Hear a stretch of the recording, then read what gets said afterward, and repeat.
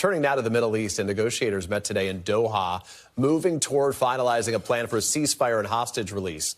According to the Qatari government, Israel and Hamas are close to an agreement. President Biden said on Monday that a deal was on the brink of fruition. Israeli and Hamas officials also expressed optimism over the negotiations.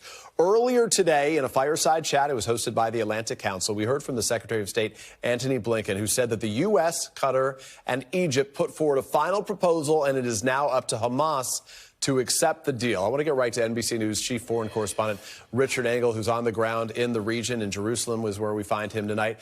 Richard, what's the latest on these negotiations? There was a sense that this could happen within days, maybe even hours. How close are we to an agreement?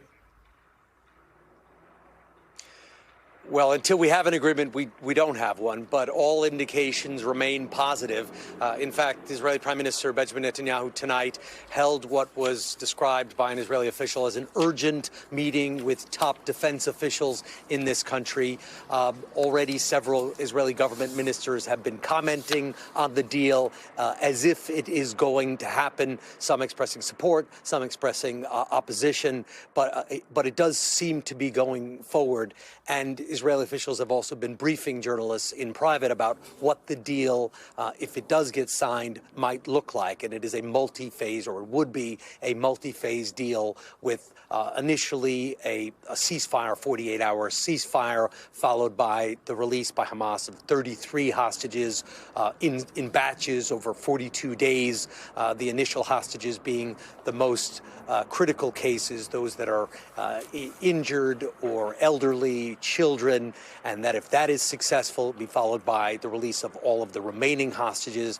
Israel believes that there are 98 hostages still alive in Gaza, and that in exchange, Israel would free hundreds of Palestinian prisoners, pull out of populated areas in Gaza, but retain a buffer zone.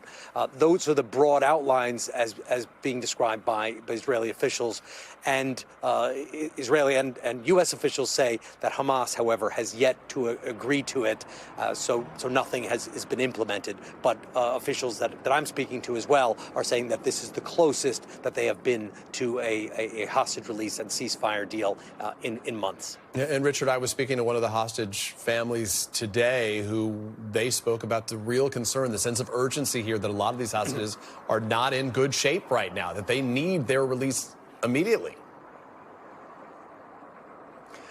No doubt. It's been 15 months, and some of the hostages were injured during their initial capture. A lot of them have been held primarily underground in tunnels.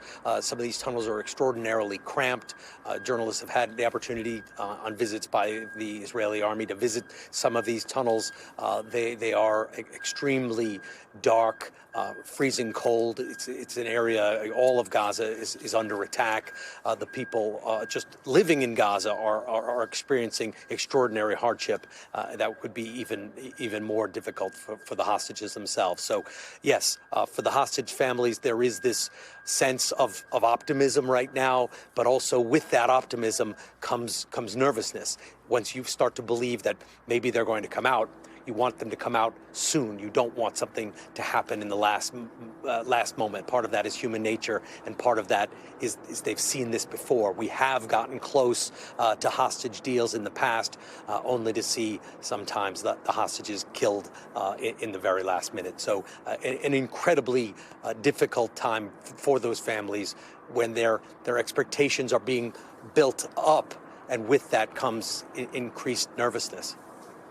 Yeah, our prayers for them, for the families, for all of those impacted by this awful war. Richard Engel on the ground for us in Jerusalem tonight. Richard, thank you. I know you keep us posted if we learn any new details over the course of the next several hours. Thanks for watching. Stay updated about breaking news and top stories on the NBC News app, or follow us on social media.